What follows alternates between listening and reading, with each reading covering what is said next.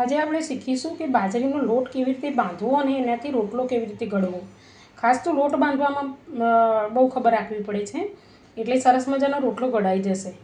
એની અંદર આપણે આ રીતે લોટ લેવાનો છે, એની અંદર થોડુંક મીઠું ઉમેરવાનું છે અને પ્લીઝ સબસ્ક્રાઈબ કરવાનું ભૂલતા નહીં, કોમેન્ટ કરવાનું પણ ભૂલતા નહીં. તો હવે હું એને બાંધીશ. હવે આપણે આ રીતે થોડું થોડું પાણી નાખી અને એનો લોટ બાંધીશું. આ રીતે આપણે લોટને મસળવો પડે છે બરાબર.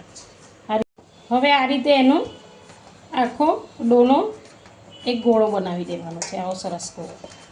હવે આ બાજરીનો ગોળો જે તૈયાર થઈ ગયો છે લોટનો, એને આપણે આવી રીતે થોડું પાણી લગાવી અને આ રીતે આપણે એને બરાબર સરખું થેપી દઈશું.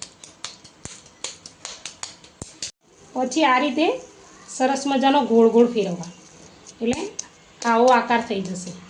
આવો આકાર થઈ જશે.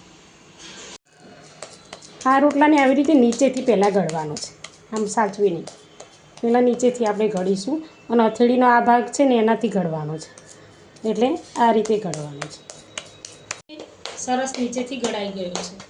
હવે આપણે શું કરવાનું છે, હવે આમ કરી ઉપર જવાનું છે. હવે ઉપરથી ઘડવાનું છે, ઉપરથી અહીંયા આખી હથેળીથી ઘડવાનું છે, આ ટાઈપે. હવે આ આંગળીઓ આ બાજુ દબાવવાની ને આ બાજુનું અંગૂઠાનો ભાગ દબાવવાનો. એવી રીતે આપણે આવી રીતે રોટલો બનાવવાનો છે. સબસ્ક્રાઈબ કરવાનું ભૂલતા નહીં પ્લીઝ. હવે આ રીતે ધીમે ધીમે સરસ મજાની આંગળીઓની છાપ પડે અને હથેળી બંને ટીપવાનું છે, એટલે સરસ મજાનો આ રીતે ગોળ ગોળ રોટલો બનીને તૈયાર થઈ જશે. તમને એકવાર નહીં ફાવે, 2 વાર ટ્રાય કરશો એટલે કમ્પ્લીટ રોટલો આવડી જશે. પછી મને કોમેન્ટ કરીને બતાવજો. જો સરસ મજાનો રોટલો તૈયાર છે.